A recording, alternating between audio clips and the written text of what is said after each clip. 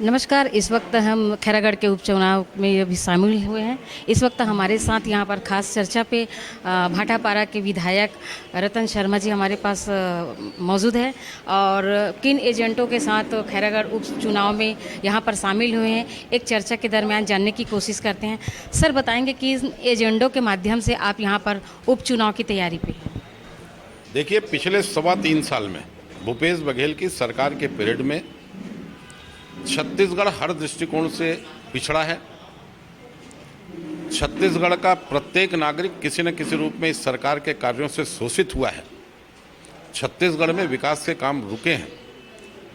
भूपेश सरकार की असफलता, भारतीय जनता पार्टी के 15 वर्ष के सरकार के कार्यकाल में हुए विकास के कार्य और मोदी जी के सरकार के विकास कार्यों को लेकर के हम चुनाव मैदान में हैं। इस वक्त जैसे कि देखा गया कि तत्कालीन समय में ही अभी शिक्षा कर्मियों को जो संविलियन किया गया है, जहां पर उन्होंने शिक्षा की सीधी भर्ती के बारे में बात की है, ये क्या संविदा जो है वो क्या भारतीय जनता पार्टी की देन है कि ये कब से शुरू हुआ संविदा? शिक्षकों के संविलियन का काम भारतीय जनता पार्टी की सरकार के पीरियड में हुआ है। भूपेश बघेल की सरकार कर्मचारियों को सिर्फ और सिर्फ धोखा दे रही है। 2018 के उनके जन घोषणा पत्र में संविदा कर्मचारियों को, दैनिक वेतन भोगियों को, अनियमित कर्मचारियों को, सबको नियमित करने का काम घोषणा की गई थी। 3.25 साल में कितने लोगों को नियमित किया गया, मैं पूछना चाहता हूं। और दूसरी बात, 3.25 साल में कितने लोगों की भर्ती हुई? सदन में मेरे प्रश्न के उत्तर में उन्होंने स्वीकार किया है 20,000 कुछ लोगों की भर्ती का, और सदन के बाहर 2,80,000 लोगों के को रोजगार देने की बात करते हैं, शासकीय नौकरी देने की बात करते हैं। सर, जैसे कि लगातार अभी छत्तीसगढ़ में शराबबंदियों को लेकर जिस तरह से आंदोलन चल रही, जगह जगह ये आंदोलन देखने को मिल रहा है कि शराबबंदी को जिस तरह से गंगाजल हाथ में पकड़ के जो सौगंध खाए थे, उस पर बीजेपी लगातार कांग्रेस सरकार को घेरती नजर आ रही है। इस पर आपका क्या कहना है? देखिए, भारतीय जनता पार्टी की सरकार ने भारतीय जनता पार्टी ने विधानसभा में और सड़क से लेकर विधानसभा तक शराबबंदी लागू हो, इसके लिए संघर्ष की शुरुआत की है।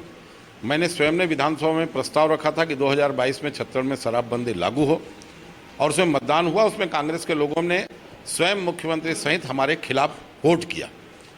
तो भूपेश बघेल जो कहते हैं वो करते नहीं, और शराबबंदी करने वाली पार्टी होम डिलीवरी की व्यवस्था शुरू कर चुकी है। सर, जैसे कि धर्मांतरण को लेकर भी मतलब जन आंदोलन बहुत देखने को मिलता है।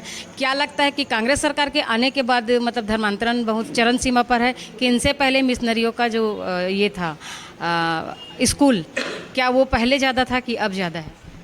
छत्तीसगढ़ में पिछले 3.25 साल के अंदर धर्मांतरण बढ़े हैं, और धर्मांतरण कराने वाली संस्थाओं को भूपेश बघेल की सरकार का खुला संरक्षण है। और उसका सबसे बड़ा उदाहरण बताता हूं कि रायपुर में एक धर्मांतरण की घटना हुई, और जब लोग इसका विरोध करने पहुंचे तो विरोध करने वालों के खिलाफ नॉन अवेलेबल ऑफेंस कायम हुआ, और जो व्यक्ति धर्मांतरण करा रहा था उस व्यक्ति ने संविधान की प्रतियां जलाने की बात की, उसके खिलाफ सरकार ने कोई कार्रवाई नहीं की। तो जो भी धर्मांतरण हो रहा है, हिंदू धर्म को अपमानित करने की घटना हो रही है, कवर्धा में भगवा ध्वज को अपमानित करने की घटना हुई, ये सारी घटनाक्रम में कहीं न कहीं सरकार की भूमिका है। सर, जैसे कि अभी खैरागढ़ का उपचुनाव शुरू होने वाला है आगामी दिनों में, तो यहाँ का जो खैरागढ़ का मूल जो बीजेपी जो एजेंडा लेके आई है, किन आधार पर ऐसे मानती है कि विजयी हम घोषित हो सकते हैं? देखिए, पहला तो मैं भूपेश बघेल जी ने जो घोषणा पत्र जारी किया है उस पर बात करूँगा। उनने कांग्रेस के प्रत्याशी बनने पर 24 घंटे में जिला निर्माण की घोषणा की है। 20 दिसंबर 2021 को नगर पालिका के चुनाव संपन्न हुए। उस समय भी उनके घोषणा पत्र में था कि हम जिला बनाएंगे। क्यों नहीं बना जिला 3 महीने में? 2015 का जब वो नगर पालिका का चुनाव लड़ रहे थे, तब भी उनके घोषणा पत्र में था कि हम जिला बनाने के लिए सड़क से लेकर संसद तक संघर्ष करेंगे।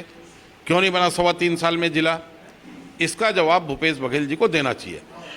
उनने फूड प्रोसेसिंग प्लांट स्थापित करने की बात की है। मैं तो आपके माध्यम से भूपेश जी से पूछना चाहता हूं कि राहुल गांधी ने कहा कि छत्तीसगढ़ के सभी ब्लॉक में फूड प्रोसेसिंग प्लांट चालू हो गया है, तो खैरागढ़ में पहला कहां बना और दूसरा कहां बनाने वाले हैं बता दें। छुई खदान में कहां बना है बता दें। घर घर टंकी बना, गांव गांव में टंकी बनाने की बात कर रहे हैं, अरे जल जीवन मिशन के अंतर्गत सेंट्रल की योजना में सब गांव में टंकी बनने वाली है। तो ये सरकार भूपेश बघेल जी सिर्फ और सिर्फ घोषणा करके जनता को धोखा देने का काम करते हैं। सर जैसे कि अभी नरवा गरवा और जो घुरवा अब की बारी, इस तरह की जो योजना जो चल रही है, और जिस तरह से गोठान के बारे में जैसे गोबर की जो खरीदी बिक्री का जो चल रहा है, अभी गौमूत्र को बताया जा रहा है कि मुख्यमंत्री के माध्यम से उसको खरीदा जाएगा। ये कार्य बीजेपी के द्वारा इस तरह से कोई बातों को, चीज़ों को, गोबर के बारे में या गौमूत्र के बारे में कभी सोचे थे कि उसका लाभ हम आम जनता के जीवन पे पहुंचा सकते हैं, जबकि ये जानते हैं कि लगभग बीजेपी के जितने भी वरिष्ठ और कार्यकर्ता लोग हैं वो देवी देवताओं पर आस्था बहुत रखते हैं। तो ऐसे में जैसे बोलते हैं कि गाय के अंदर जो है पूरे देवी देवता का वास होता है, तो आप लोगों ने कभी इस बारे में सोचे हैं? छत्तीसगढ़ में 8,000 गौठान बन गए और उस 8,000 गौठान के निर्माण में अरबों रुपए खर्च हो चुका है। मैंने विधानसभा के 2 सत्रों में माननीय मुख्यमंत्री जी से सार्वजनिक रूप से आग्रह किया है कि मैं और मेरी ये पार्टी मानती है कि छत्तीसगढ़ में गौठान के नाम पे सरकारी धन का अपव्यय हो रहा है। आप इसको सफल मानते हैं तो 8,000 गौठान का आप लाट निकालिए और सारे विधायकों को 5 गौठान लाट निकाल के दिखाने ले चलिए, पर आज तक उसको उन्होंने उस चुनौती को स्वीकार नहीं किया। मैं आपसे ही पूछना चाहता हूँ, खैरागढ़ छुईगदान में भी बहुत से गौठान बने होंगे, जरा देख लो उसका क्या लाभ मिल रहा है किसानों को। गोबर खरीदी के नाम पे किसानों को धोखा दिया जा रहा है। एक साल में 127 करोड़ों का गोबर खरीदा गया है।